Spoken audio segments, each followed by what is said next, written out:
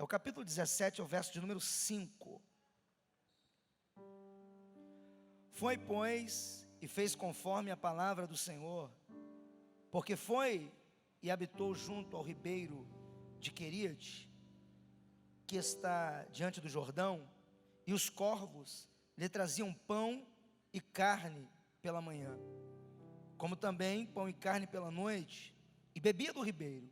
E sucedeu que, passados dias, o ribeiro se secou, porque não tinha havido chuva na terra.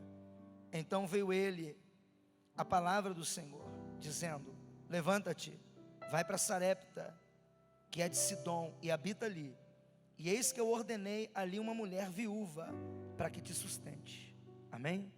Até aqui, tome seu assento.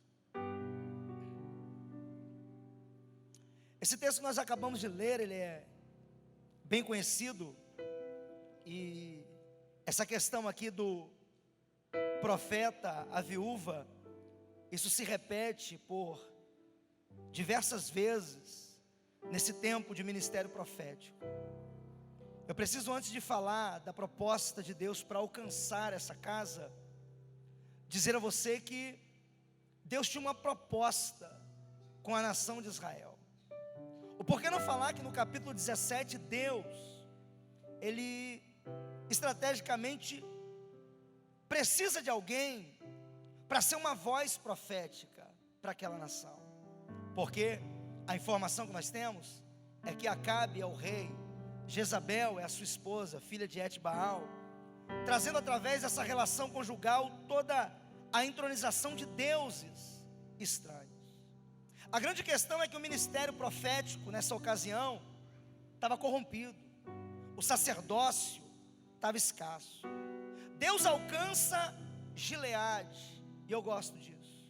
O texto diz que Deus levantou Elias dentre dos moradores, e a grande questão é que Deus tinha a proposta de fazer com que sua voz se estendesse a toda a nação de Israel. Sabe o que eu aprendo nessa noite? É que independente do local, do espaço geográfico em que Deus nos encontra, em que Deus nos escolhe, o chamado de Deus, ele não se limita àquele espaço. Ele é chamado de Gileade, mas a voz dele vai se estender para toda a nação. Eu já quero ministrar para a vida de alguém que entrou aqui. A proposta de Deus não vai se limitar no espaço em que você nasceu, ou no espaço em que você cresceu. Por mais simples que seja, por mais comum que seja. Ah, pastor, porque eu estou desprovido de recursos.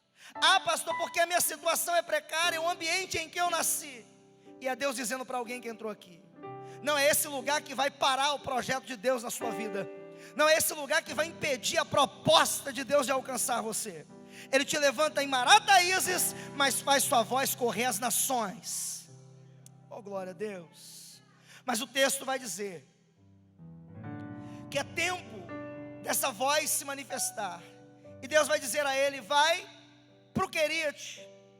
Tem uma proposta de Deus no Queriate para a vida de Elias. Isso é interessante, que Elias vai começar o ministério entendendo todo o problema da idolatria, todo o problema de divisão de governo, reino dividido, toda a corrupção profética.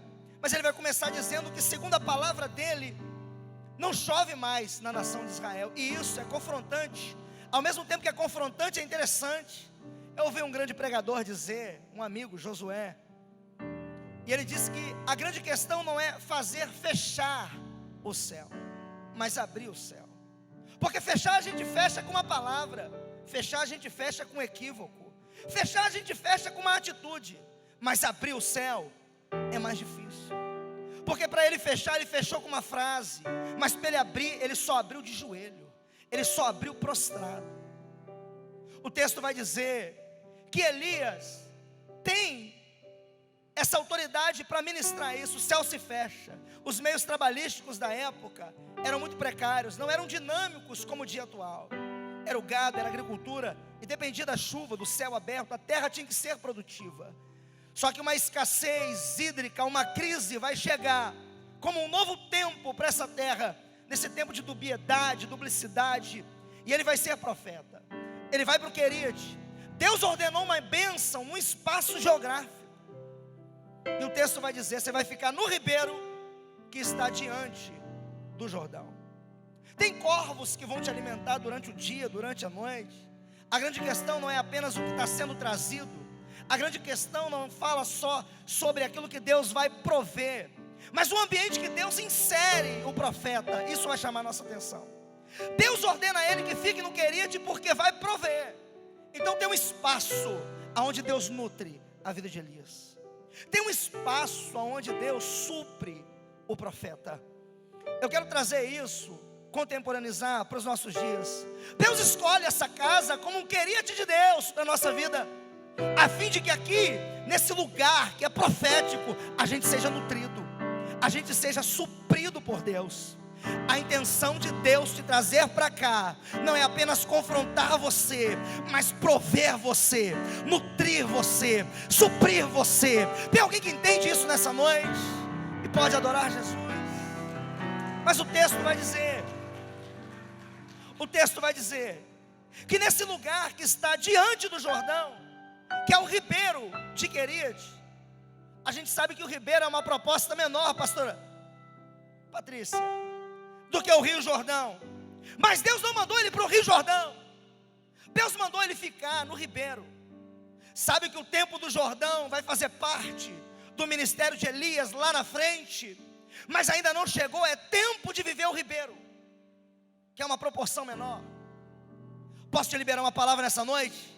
Se as grandes oportunidades ainda não chegaram, se os grandes eventos que você tem como proposta para você em áreas da sua vida ainda não aconteceram, agradeça a Deus pelas pequenas oportunidades e vai treinando e vai se preparando.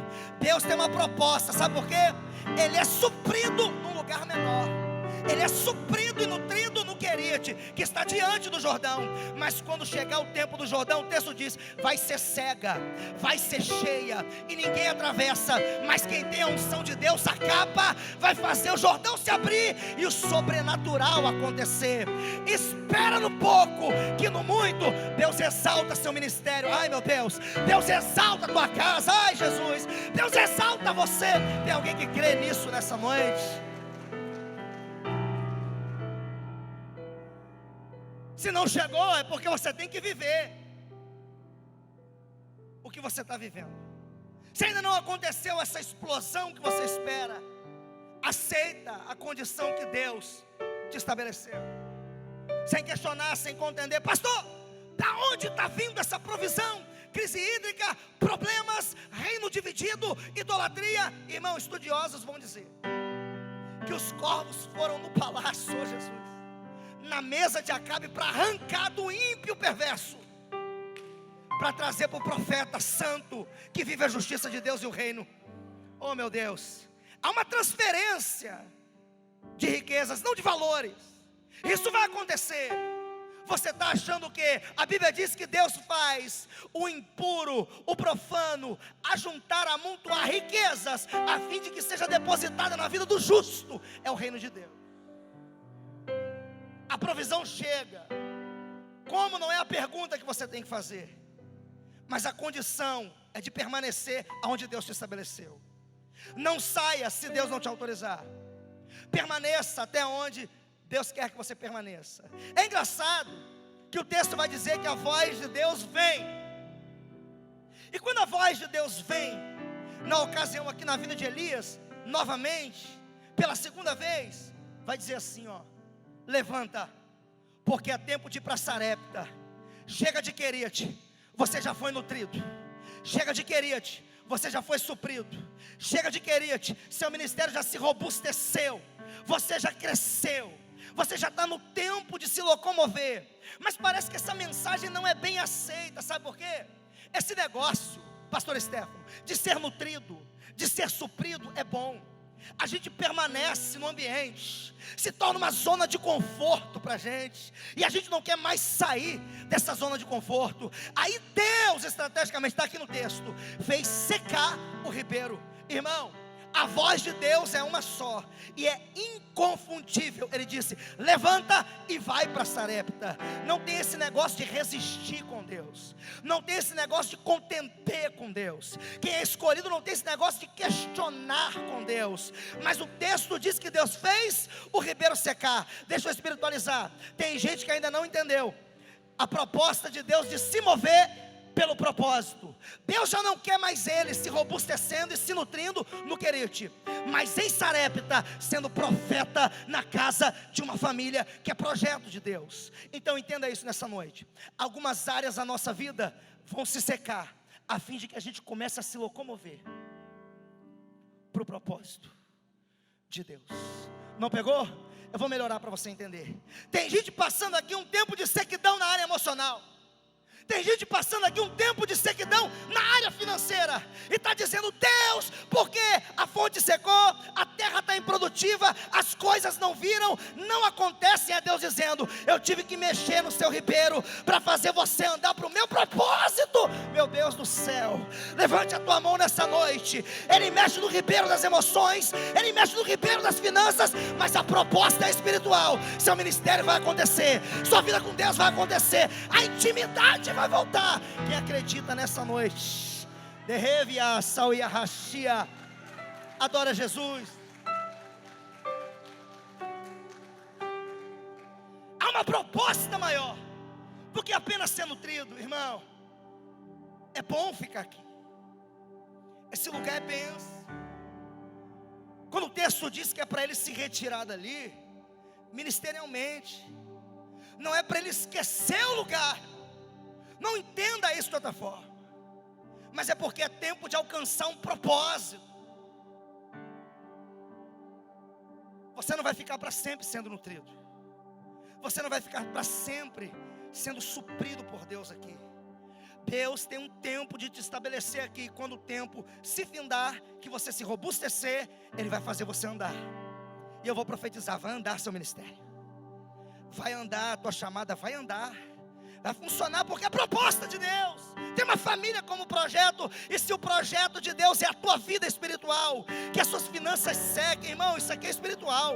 Que as suas emoções sequem, mas que você caia dentro de si, se desperte. A minha vida espiritual está em jogo. E se eu me locomover para essa proposta, aí depois a terra fica improdutiva nas finanças, a terra fica improdutiva nas emoções. O que não estava dando certo, vai dar certo, porque o primeiro é o propósito de Deus. Ponto. Ele vai. A mensagem é essa: olha, tem uma viúva, essa mulher vai te suprir. Está aqui no texto que a mulher vai sustentar você. Quem disse foi Deus, quem disse foi Deus. Por que você está falando isso, pastor? Porque a Bíblia diz, irmão, quando ele sai do Querite e chega em Sarepta, a realidade é outra. Ele não chega e vê essa mulher que vai suprir. Ele não chega e encontra essa viúva que vai prover o ministério dele. Ele encontra uma mulher sozinha na estrada, com gravetos na mão. A condição da casa não está boa. As finanças da casa foram à ruína, ao declínio, sucumbiram. A realidade que ele tem como visão diante dele é uma, mas a voz que ele ouviu no Querite foi outra. Eu vou repetir. No Querite, ele ouviu a voz de Deus dizendo: vai, porque eu vou usar essa viúva para prover você. Mas quando ele chega em Sarepta, a realidade que ele vê ofusca a visão, porque não condiz com aquilo que Deus disse. Deixa eu liberar uma palavra para a sua vida. Cuidado para a sua visão não ofuscar a sua mente, para fazer você esquecer da mensagem de Deus para a tua vida. Talvez a sua condição real esteja dizendo para você que não é para você ficar mais em ministério, que é para você esquecer esse negócio de reunião de igreja, que é para você largar o seu cargo, ai meu Deus, sentir a presença, que é para você esquecer de tudo. E é Deus dizendo para alguém: ainda que a sua condição real não esteja batendo com aquilo que Deus disse, esquece o que você está vendo e fica com o que você ouviu aqui atrás. Quem prometeu para você vai cumprir, quem disse para você vai fazer acontecer. Cadê aqueles que acreditam nessa noite? Olha para alguém que está do seu lado e diga assim: não deixa a sua visão ofuscar a proposta de Deus na sua vida. Oh glória. A visão que ele tem não é boa, A visão que ele tem não é tão legal, não é compatível com o que ele ouviu, mas ele vai fazer o seguinte: ele vai esquecer o que ele está vendo, a fim de que ele acredite naquilo que ele ouviu. Fé não é aquilo que você está vendo, porque o que você está vendo está oprimindo você. O que você está vendo está ofuscando tudo aquilo que Deus disse para você. E tem gente aqui que está vivendo um tempo de ver coisas que não queria ver. E é Deus dizendo para alguém que entrou aqui: esquece o foco da tua visão por um momento, só nessa ocasião, para ouvir só o som da voz que disse a você: vai, meu filho, porque eu sou contigo. Vai, porque eu te levanto, eu te ajudo, oh meu Deus. Vai, porque eu sou o seu pastor e nada te faltará. Vai, porque se 11 mil demônios levantar, cai 1000 de um lado, 10 do lado direito, mas ninguém te toca, nada te atinge. Ouça a voz. Orahashia Mauê. Qual é a voz que você ouve? Quem é que direciona você? O que está movendo a sua vida e para onde? Quem te instrui? O texto diz que ele vai. Vamos entender aqui a Bíblia. Essa mulher é viúva. E a grande questão é que esse filho aqui, fazendo a análise do texto, a gente tem que perceber que ele é criança. Não pode ser um jovem já na fase adulta, porque na morte do pai, na ausência dele, ele daria continuidade e sustento da casa. Ele deveria estar catando os gravetos na beira da estrada, mas é a mulher que está fazendo isso, porque era uma criança. Então a situação não está boa. Posso falar uma coisa para você? Esse negócio de catar graveto lá de fora, a gente sabe que nesse tempo era para alimentar um suposto fogo do lado de dentro. Isso aqui vai fazer a gente mexer com tudo que a gente crê. A gente sabe que na lição do Antigo Testamento só o homem é o cabeça da casa, só o homem é sacerdote. Hoje não, na nova aliança, porque na cruz Cristo nos fez geração sacerdotal, somos sacerdotes. Mas na lição do Antigo Testamento só o homem era cabeça, só ele era sacerdote. Sabe o que o texto está impulsionando a gente? Esses gravetos estão sendo pegos para alimentar um suposto fogo dentro de casa. A mulher está ensinando um princípio para quem faz o cerco da vida dela. Cabeça da casa não está mais aqui, o sacerdote não está mais aqui. Mas se tem uma coisa que não pode acabar lá dentro da nossa casa, é o fogo. Oh meu Deus, a gente está vivendo um tempo de dar desculpas, e tudo é problema, e a gente sai pela tangente, acha um bode expiatório, porque a gente não está quente, porque a gente não está inflamado por Deus, porque a gente não está cheio do Espírito Santo, porque não tem fogo na nossa vida. É por causa de A, é por causa de B. A mulher está ensinando esse princípio. Não tem a ver que o cabeça não está mais entre nós, que o sacerdote desceu à sepultura. A grande questão está aqui: se depender de mim, o fogo da minha família não vai se apagar. Se depender de mim, lá na minha casa, o fogo vai se alastrar. Mas quem está de fora está dizendo: mas como? Você é viúva, seu filho é pequeno, e você só tem gravetos, é muito pouco, querido. Ainda que seja pouco, mas vai ser suficiente para acender uma fogueira dentro da minha casa. Eu não sei o que você trouxe hoje, eu não sei qual é a quantidade de lenha ou tora rachada que você tem, eu não sei se você entrou aqui só com graveto, porque as coisas não estão tão boas para você. Mas eu quero dizer para você que o fogo da sua casa não pode apagar, o fogo da sua família não pode apagar. E você não pode nessa noite sair pela tangente, porque alguém desceu à sepultura, porque você tem um filho pequeno em casa, porque você tem uma história triste, porque você tem problemas, e você sofre de depressão, toma remédio, querido. Está na hora de você se responsabilizar e dizer: Deus, está tudo isso acontecendo, o mundo está acabando, mas eu tenho uma promessa. Peraí, lá na minha casa o fogo não apaga, eu vou fazer uma fogueira naquele lugar. Se depender de mim é com pouco, mas vai acontecer. Pega na mão de alguém, vamos fazer isso. Diga assim: não importa se você trouxe pouco, ainda que sejam poucos gravetos. Diga assim: mas use-os para alimentar o fogo da sua casa. O fogo arderá no altar e não se apagará, mas o sacerdote pelas manhãs vai trazer lenha. A gente quer viver o tempo do fogo, o tempo do incêndio, o tempo do inflamado, mas a gente não quer se responsabilizar para trazer a lenha de manhã. Acordar cedo é para qualquer um, irmão. compromisso, responsabilidade, peso de lenha nos ombros, tudo isso. Mas ele vai. A mulher vai ser surpreendida pelo profeta. O texto vai dizer que ele pede um copo d'água. Uma coisa tão simples, irmãos. Uma coisa tão simples, um pedido tão simples. Nós que sabemos muito bem que água não é alimento, mas elemento, e que água não se nega. Mas nesse tempo aqui de crise hídrica, aonde água era ouro, quem tinha água tinha reserva, não tinha para compartilhar, não tinha para dar, tinha só para si e para os seus. Mas o texto diz que ele está vindo de um ribeiro seco, e quando ele bate na porta, e a mulher entende, o profeta, mesmo sem conhecer Deus, porque o texto vai dizer, o Senhor teu Deus, não é o dela, é o dele, mas ela não vai negar água. Dentro dessa casa, irmãos, tem uma sentença de morte, dada da boca da própria mulher. Ela diz que o último recurso da casa, e ela conhece isso, ela reconhece isso, vai ser para ela se alimentar junto com o filho, e depois eles vão descer à sepultura, comeremos e morreremos. Ela tem a sentença de morte, e sem que ela saiba, mas uma proposta de Deus vai alcançar a vida dela, são as leis que regem os mundos.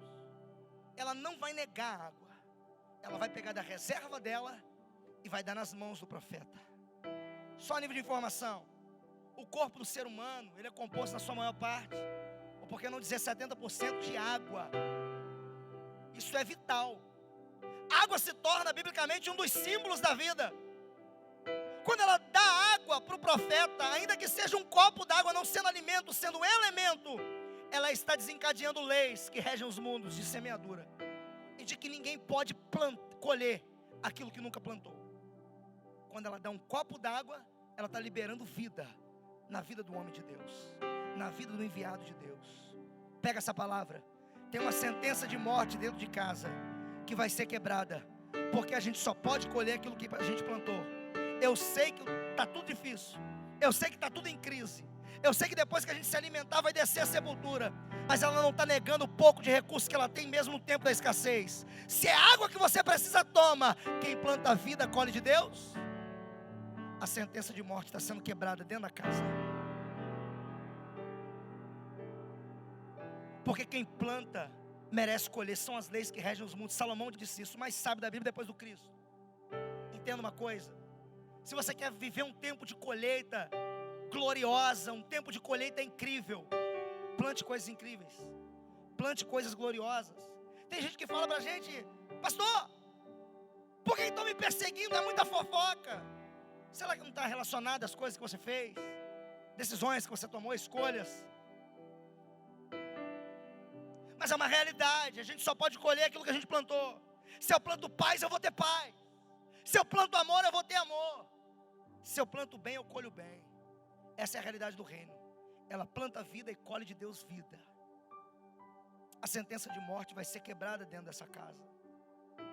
Só uma coisa que eu tenho para dizer para você acerca disso aqui: nunca dê um diagnóstico de fim em nenhuma área da sua vida.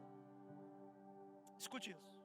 Nunca dê um diagnóstico de fim em nenhuma área da sua vida, porque essa condição de autoridade não pertence a você. Você pode estar até entendendo, você pode estar até fazendo a leitura de que é o final, mas nunca fale que é o fim, porque essa condição não está na sua boca. O fim para qualquer área da nossa vida, só quem dá é Deus. A última palavra não é minha, a última palavra não é sua. Se Deus ainda não estabeleceu o som da voz para dizer acabou, continue, porque tem coisa para chegar, tem coisa para acontecer. Na boca da mulher vai descer a sepultura, mas o projeto de Deus é que a casa prospere.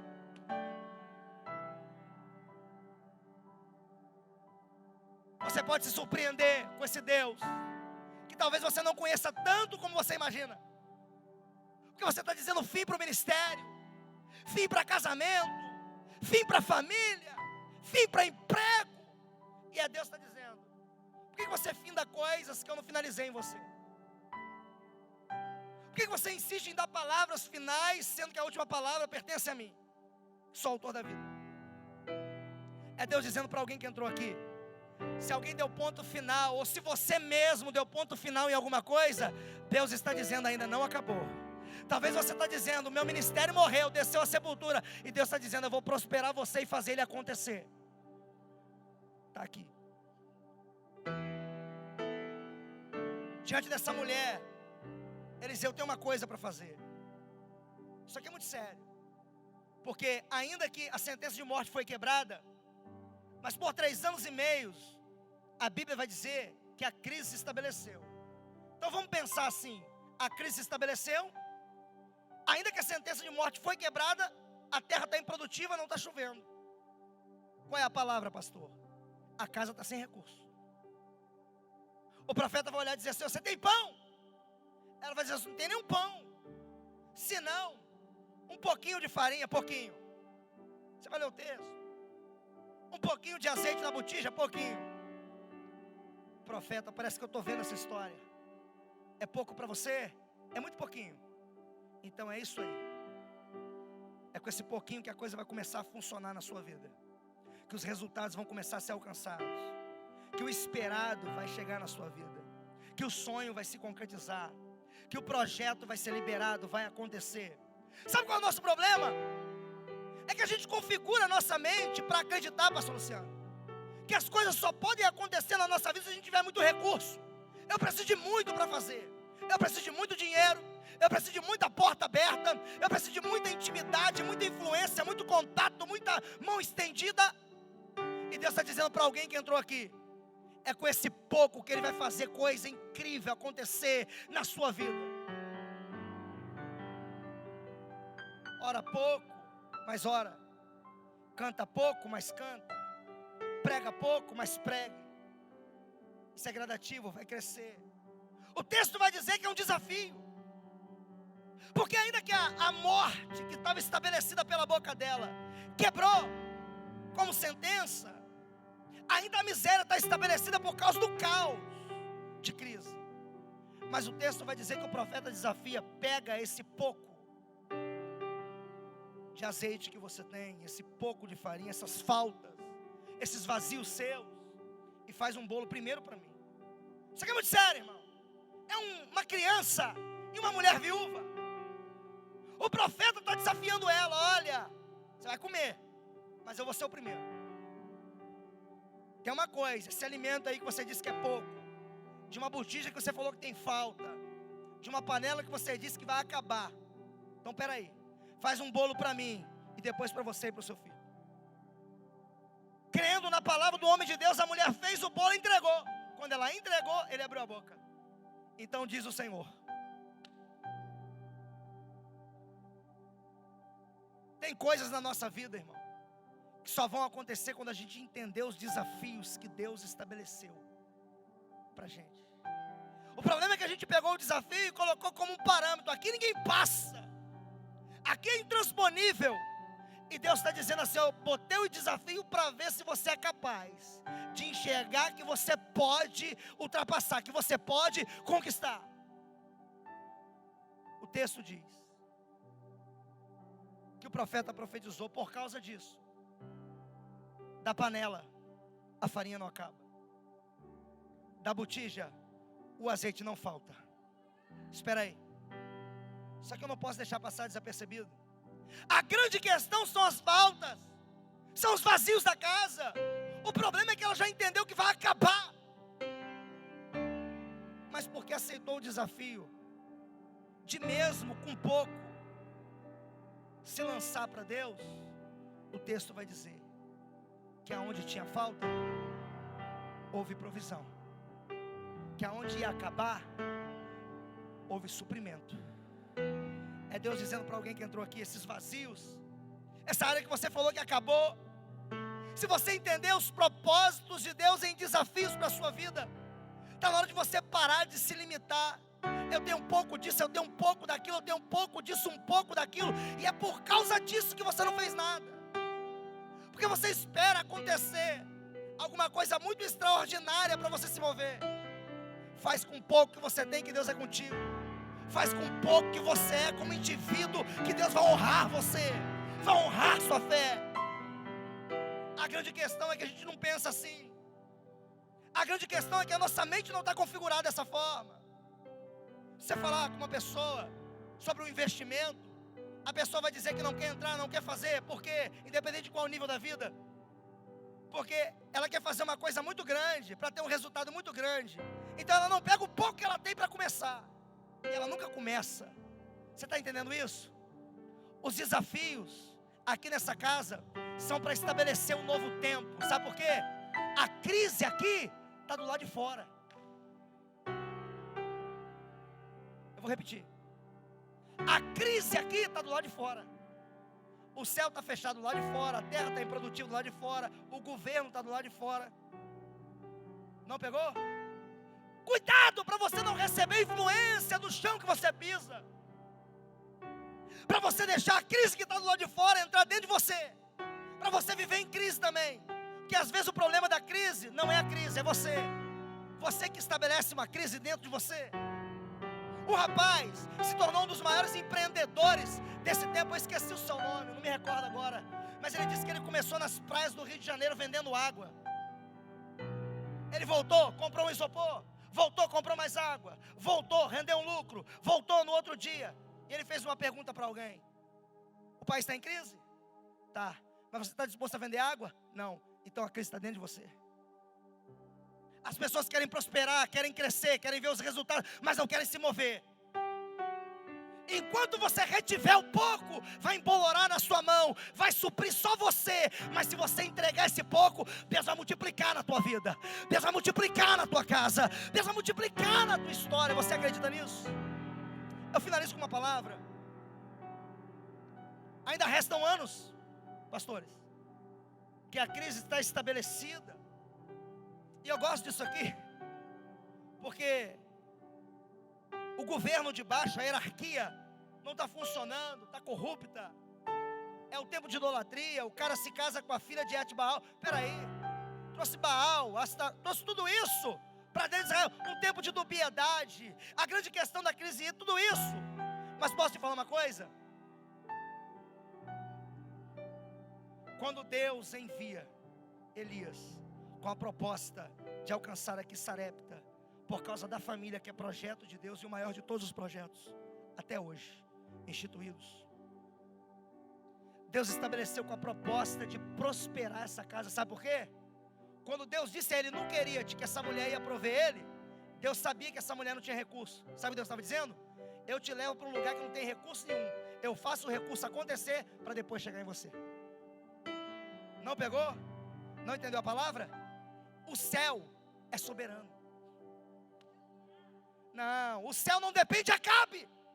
O céu não depende de Jezabel. O céu não depende de profeta que se corrompeu.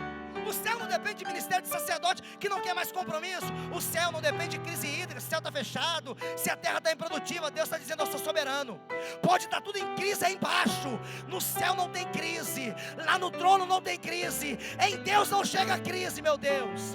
Aquele que governa a sua vida tem o controle de todas as coisas, tem o governo de tudo. Levante a tua mão para adorar esse Deus.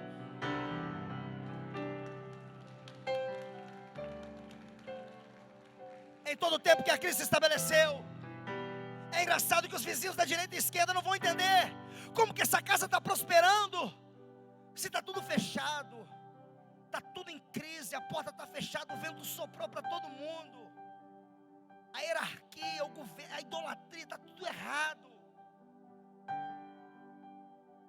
É porque quem passou a governar essa casa não conhece crise. Tem um texto bíblico que fala uma coisa assim, que ao mesmo tempo que é confrontante, é legal pensar, porque tem a ver com isso aqui.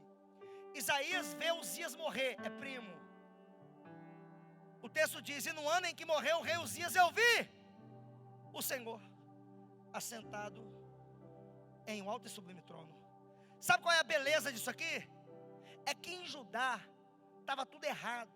Morreu leproso, longe de um convívio familiar, desobedeceu às ordens de Deus, tinha N coisas aqui, e o trono estava desocupado, vazio.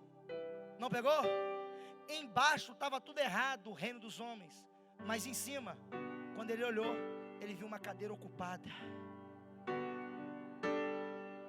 Não é a mesma coisa. Oh meu Deus, eu estou sentindo isso aqui. Não é a mesma coisa. Pode dar errado o governo do nosso país. Lá em cima, quem governa a nossa vida não dá errado. Pode estar tudo em crise aqui embaixo, lá não tem crise estabelecida. Configura a tua mente. A porta pode estar fechando aqui embaixo, mas aquele que está lá em cima no trono está dizendo: se eu abrir a porta, ninguém aí embaixo fecha. Nem o PT fecha, o governo fecha, ninguém fecha. Eu profetizo nessa noite sobre a sua vida, sobre a sua casa, a soberania de Deus, a ação do governo de Deus, para provar para você que todo o caos do lado de fora não é capaz de conter a pressão da ação de Deus do lado de dentro. Eu profetizo lares abençoados, casas abençoadas, ministérios prodigiosos. Quem crê nisso nessa noite? E pode ficar de pé comigo. Ao mesmo tempo que a casa foi alcançada, a família abençoada, o ministério do profeta Elias foi suprido. Porque é o que Deus fala, Deus cumpre. Pegou a palavra? Ainda que você esteja vendo indícios de que as coisas não vão acontecer, dá uma parada para analisar a voz que você ouve, porque quem te prometeu é fiel. Vai acontecer na tua casa, vai acontecer no meio da tua família, vai acontecer no teu ministério. Pastor, o tempo está passando para todo mundo. Na matemática o relógio está contando e passa muito rápido, porque tempo não para e nem retrocede, só avança. Mas tem uma coisa: junto com o tempo está Deus, que é Senhor do tempo. Oh meu Deus. E no tempo certo, o que Ele estabeleceu para você chega na sua mão, sem você precisar se espenear, gritar, fazer nada. Ele traz. Sai do teu lugar nessa noite, vem até o altar. Eu quero abençoar a tua vida, eu quero ministrar algo profético sobre a sua casa, a sua família, o que você representa, em nome de Jesus nessa noite. Vem para o altar, vem para o altar.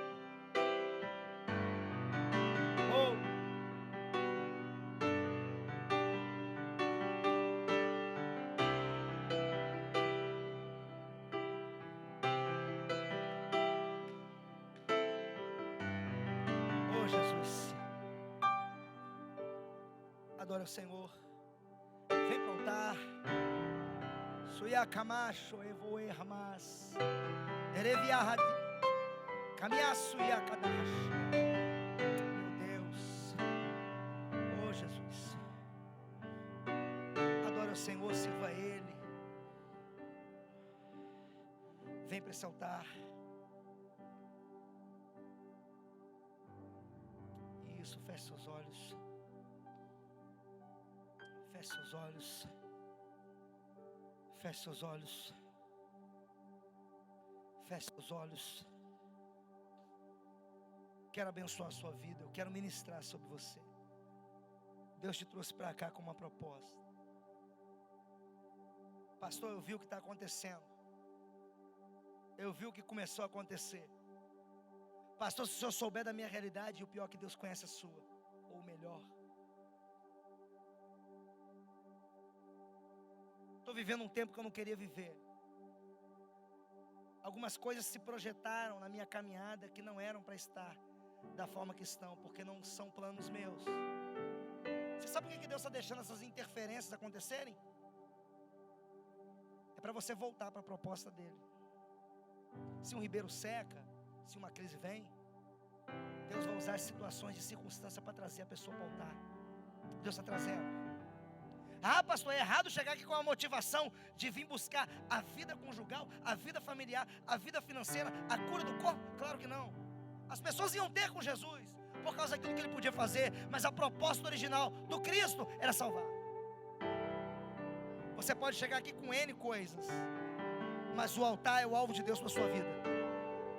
Você pode chegar aqui cercado de tantos problemas, mas a proposta de Deus é trazer você e quem está com você para dentro do centro da vontade dele. Quando Elias alcança a casa da viúva, a proposta de Deus é chegada para aquela família em Sarepta.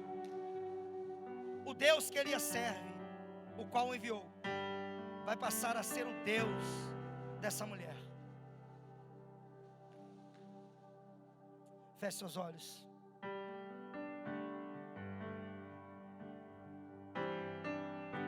seus olhos, eu quero orar por você. Feche seus olhos. Feche seus olhos. Nós vamos fazer um ato profético aqui nessa noite. Porque eu acredito na transferência de unção, eu acredito no som da sua voz. Hoje nós vamos fazer um negócio diferente aqui. Quando eu acabar de orar por você, você vai sair do seu lugar e você vai abraçar o máximo de pessoas que você puder, para profetizar um tempo novo, profetizar tempo de altar. Irmão, a gente corre atrás de tanta coisa, e o que a gente deveria correr, a gente não corre. A gente pede a Deus para tanta coisa acontecer, para o projeto a concretizar, para os sonhos se realizar, mas a gente não pede a Deus para a gente voltar para o centro, para a origem, para o começo. Porque se uma coisa for certa hoje aqui, a nossa proposta foi alinhada com a proposta de Deus, que é o altar, as outras coisas vêm. Oh meu Deus, as outras coisas vêm. Deus abençoa desde já nesse altar esse pai de família, essa mulher de Deus. Abençoa esse servo, essa serva que te busca na tua casa, que te busca na tua presença, que está aqui nesse querite que o Senhor estabeleceu para suprir, para nutrir. Mas gente que também viu o ribeiro secar, gente que está passando por situação de divergência, problema, crise. Mostra a sua soberania. Mostra que, embora as circunstâncias digam que não, o Senhor não perdeu o governo da casa, o Senhor não perdeu o governo do casamento, o Senhor não perdeu o controle desse ministério. Eu profetizo nessa noite que o poder da palavra vai se manifestar, o haja de Deus, dentro da casa dessa família, dentro da vida desses servos. Lares abençoados, eu ministro aqui nessa noite. Se a proposta era trazer para o altar, fazer voltar ao centro da tua vontade, é hoje, Senhor, à noite. Use tudo, Senhor, que o Senhor possa usar para trazer de volta, e todas as áreas escassas, as quais acabaram e faltaram, eu profetizo que serão supridas, serão providas, serão guardadas, respaldadas por Ti. Se você acredita, sai do seu lugar, vai, abraça alguém e profetiza algo de Deus. Profetiza prosperidade, profetiza multiplicidade, profetiza a bênção de Deus essa noite. Põe as mãos em alguém. Jorrevia sal e amauexia darava o erro e avauaxi amabaua jorremandarabachê eriabaraceregue eriabaraçai repousado em mim jorramandarachia. Se eu passar, isso, abrace alguém, ministra, profetiza a bênção de Deus que se multiplica no povo. Toda falta, todo vazio está sendo suprido agora pelo poder da palavra. Deixa Deus usar. Aquele que me guarda, me guarda. Em teus braços é meu descanso. Em teus braços é meu descanso. Oh! Em teus braços sai do seu lugar. Meu descanso. Abraça o máximo de pessoas que você pode. Sai do seu lugar. Se você pode abraçar 10, se você pode abraçar 15, se você pode abraçar todo mundo, mas sai do seu lugar, profetiza. Libera uma palavra, libera uma mensagem de Deus. Daquele que nunca me deixou.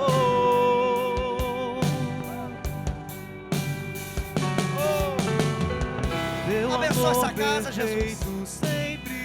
Abençoa esse lar, Jesus. Abençoa essa família a partir de agora. Que toda turbulência, toda crise sirva para atrair os teus filhos para o propósito do Senhor. Oh!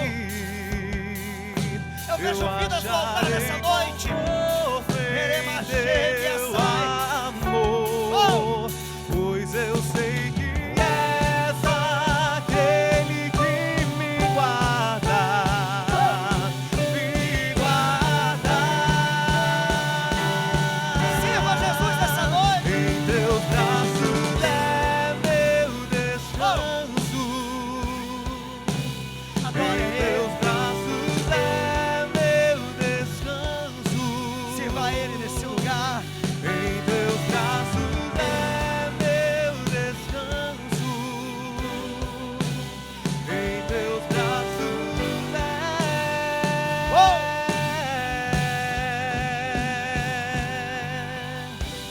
Recaio em tua graça, recaio de novo em tuas mãos. Me lanço em tua graça, me lanço de novo em tuas mãos. Eu recaio sim, recaio em tua graça. Adora Jesus essa noite. Seja livre para adorar. Recaio Seja de livre para novo adorar. em tuas Seja livre para mãos. adorar. Eu me lanço sim, me lanço em tua graça. Ore em novas línguas nessa noite. Seja renovado, receba a vida de Deus. Eu me lanço de novo em tuas Seja sofrido os mãos. vazios, as faltas. Receba o Espírito Santo. Pelo vale, Eu reviação e arrastia. eu acharei conforto em teu amor, pois eu sei que és aquele Adora Jesus nessa que me noite. guarda, Sirva a Deus nessa casa. me guarda. Em teus braços é meu descanso. Em teus Adore braços é Sirva Ele. Sirva Ele com o teu coração. Sirva Ele com as tuas emoções. Eremache, Ramasto, Kemiasahai, Karamashia, em teus braços Karabai, Korebashebe, Keteliabarassai, como hoje, Abarassai, Eremanarabadarashei, Ei, Ramasto, Kemiahastai, Karavasto, Kemiahashia, Korabandorabandere, Keteliabarabash. Adore a Deus essa noite, seja cheio do Espírito de Deus, receba convicção pelo Espírito, receba poder de Deus na sua vida. Oh, seja suprido nessa casa, seja nutrido nessa casa, nesse ambiente. Adore, receba de Deus, receba de Deus, receba de Deus, de Deus. Oh Jesus, meu Deus.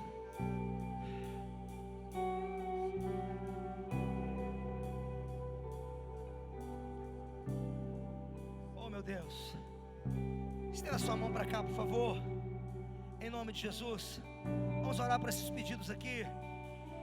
Ó Deus, nós te glorificamos nessa noite. Mais uma vez exaltamos o teu nome, ó Pai, na condição de servir ao Senhor e essa casa. Nós colocamos esses pedidos, ó Pai, que são cartas, são orações, súplicas, diante do teu altar, ó Pai. Aqui tem todo tipo de assunto, Deus. Seus filhos colocaram, Senhor, as expectativas aqui, colocaram a sua confiabilidade, a sua fé, colocaram credibilidade. E eu quero ministrar nessa noite um tempo de resultado na vida do seu povo, um tempo, Senhor, ó Pai, de concretizações e de realizações. Esse é o ano estabelecido por realizações, e a coisa já está rolando, vai acontecer. Eu ministro nessa noite cura, eu ministro nessa noite libertação, eu ministro nessa noite salvação, eu ministro portas se abrindo, eu ministro a soberania do Senhor, o governo do Senhor e vidas no teu altar nessa noite, em o nome do Senhor Jesus. Se a igreja crê, diga amém. Glória a Deus, aplauda ao Senhor.